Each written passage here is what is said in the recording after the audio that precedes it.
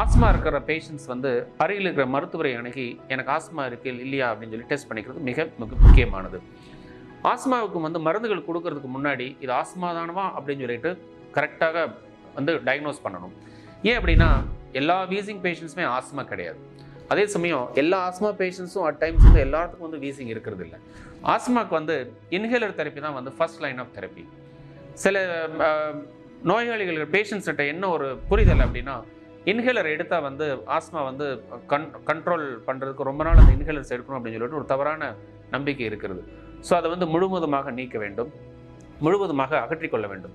அருகில் இருக்கிற மருத்துவரை அணுகி உங்களுக்கு ஆஸ்மான்னு கண்டுபிடிச்சு சொன்னாங்க அப்படின்னா அவங்க என்ன மருந்துகள் வந்து அட்வைஸ் பண்ணுறாங்களோ அதை வந்து எடுத்துக்கொள்வது மிக நல்லது.